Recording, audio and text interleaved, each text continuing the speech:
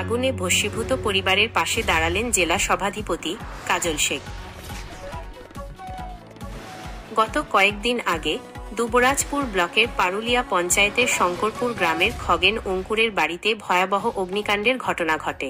আগুনের লেলিহান শিখা থেকে কোনো ক্রমে বেঁচে যান পরিবারের সদস্যগণ। উক্ত ঘটনার কথা সমাজসেবী প্রিয়নীল পাল এবং আমিন নাসিদের সমাজ মাধ্যমের পোস্ট থেকে ছড়িয়ে পড়ে। সেই সূত্র ধরেই বীরভূম জেলা পরিষদের সভাধিপতি কাজল শেখ তাদের সাথে যোগাযোগ করে সমস্ত তথ্য সংগ্রহ করেন এবং আগুন ভস্মীভূত পরিবারের হাতে প্রাথমিক সহযোগিতা পৌঁছানোর ব্যবস্থা করেন।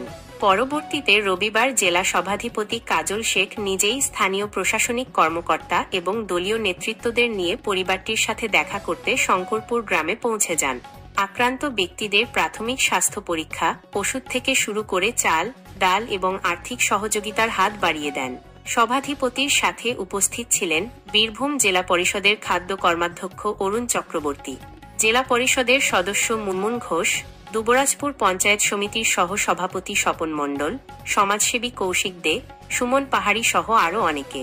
জেলা সভাধিপতি আরও আশ্বাস দেন, সঠিক মাধ্যমে আবেদন করলে বাড়ির ব্যবস্থাও খুব দ্রুত হয়ে যাবে। পরিবারের সদস্যদের চোখে মুখে স্বস্তির এবং শান্তির ছাপ দেখা যায় এমন সহযোগিতা পেয়ে। জেলা সভাধিপতি জানান, আমি সমাজ মাধ্যম থেকে খবর পেয়ে এখানে ছুটে এসেছি এবং এই পরিবারের সাথে আমি এবং আমার টিমের সবাই আছি, পরিবারটির পাশে আছি। ব্লক সদাইপুর থানা, পারুলিয়া গ্রাম পঞ্চায়েত এবং শঙ্করপুর গ্রাম। এই গ্রামে খগেন অঙ্কুরের বাড়িতে গত পরশু রাত্রে আগুনে ভস্মীভূত হয়ে গেছে। সম্ভবত শর্ট সার্কিটের কারণেই আগুনটা লেগেছে।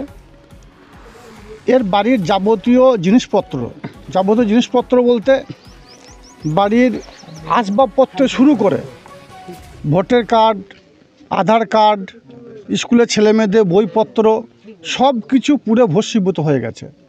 এ খবরটা আমি জানতে পারি আমার ছোট ভাইয়ের মতো সমাজসেবক প্রিয়নীল তার ফেসবুকে পোস্ট করে, এবং সেই পোস্টের মাধ্যমে জানতে পারার পর রাত্রেই প্রিয়নীলকে ফোন করি যে কৌশিক সহ এরা আছে, আমি ওখানে যাব বা যাবার ইচ্ছা প্রকাশ করি। ওরা বলে ঠিক আছে আমরা থাকবো। সঙ্গে সঙ্গে আমি আমাদের এখানকার জেলা পরিষদের মেম্বার এবং বীরভূম জেলা পরিষদের খাদ্য কর্মাধ্যক্ষ সাহেব আছেন, ওনাকে ফোন করি। আমার জেলা পরিষদের মেম্বার আমার ছোটো বোনের মতো মুনমুনকে ফোন করি। আমাদের পঞ্চায়েত সমিতির সহসভাপতি পার্শ্ববর্তী গ্রামের বাড়ি, ওনাকেও ফোন করি। পঞ্চায়েত সভাপতিও ফোন করি, উনি দূরে কোথায় কোনো কাজে গিয়েছেন। এবং এই গ্রামে যা দায়িত্ব আছেন তারা সকলে মিলিতভাবে আমরা বাড়িটাকে ভিজিট করি। এসে দেখলাম সত্যি যে কথাগুলো ফেসবুকে পোস্ট করেছে আমার ভাতৃপ্রতিম প্রিয়নীল সবটাই সত্য। বাড়ির ধান থেকে শুরু করে বিগত দিনে এরা যেহেতু কৃষি কাজ করে জীবিকা নির্বাহ করে, পরে খেতে কাজ করে, এরা শ্রমিক, যে অর্থটা উপার্জন করেছিল সে টাকাগুলো তাদের ভস্মীভূত হয়ে গেছে। তাই এই পরিবারটির পাশে আমার থাকা প্রয়োজন বলে আমরা মনে করলাম, এবং আমরা সকলে মিলিতভাবে ওই পরিবারটার পাশে হাতে কিছু নিত্য প্রয়োজনীয় দৈনন্দিন যেগুলো প্রয়োজন, চাল, ডাল, আলু থেকে শুরু করে বেবি ফুড থেকে শুরু করে সব কিছু পরিবারটা হাতে তুলে দিলাম, এবং অর্থনৈতিকভাবে কিছুটা সাহায্য আমরা করলাম, কিছু টাকা হাতে তুলে দিয়েছি। কিছু ওষুধপত্র প্রিয়নীল এরা এনেছিল, তুলে দিয়েছে, এবং এ স্বাস্থ্য দপ্তরে কাজ করে। স্বভাবত স্বাস্থ্যের দিকটা ওরা দেখে নেবে। পুলিশ প্রশাসন থেকে শুরু করে সবাই এখানে উপস্থিত আছে। আমরা ওই পরিবারটার পাশে সবসময় থাকবো, এই অঙ্গীকারবদ্ধ হলাম। কারণ আমাদের মাননীয় মুখ্যমন্ত্রী মাননীয় মমতা বন্দ্যোপাধ্যায় এই শিক্ষা আমাদের দিয়েছেন, মানুষ যেখানে দুর্দশাগ্রস্ত অবস্থায় থাকবে, মানুষ যখন অভাবে পড়বে, মানুষ যখন বিপদগ্রস্ত হবে, তাদের পাশে থাকার বার্তা তিনি আমাদের দিয়েছেন। সেটার জন্যই সেটা রক্ষা করতে আমরা এখানে এসেছি। ওষুধপত্রগুলো নিয়ে এসেছে তোমাদের বাচ্চাদের জন্য, এগুলো রাখো। বাকি কোনো সাইডে কোনো অসুস্থ যদি থাকে সেগুলো আমাদের ছেলেরা দেখে দেবে।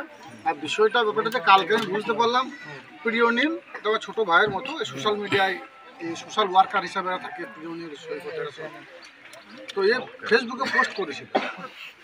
ফেসবুকে পোস্টের মাধ্যমে দেখতে পান, তারপর রাত্রিকে ফোন করি যে বাকি প্রকল্পগুলো সব পাচ্ছেন, বাকি আরও যেগুলো অসুবিধা হচ্ছে সেগুলো আমাদের যারা আছে না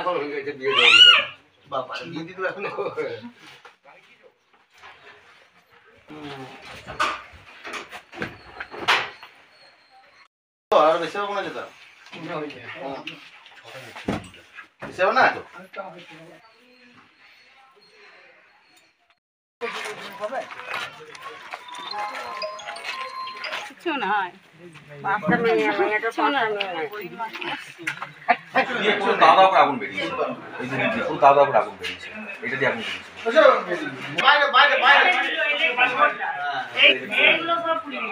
আর ওপরে ওই কুড়িগুলো কাটলো সব খুলতে হবে, কাটলো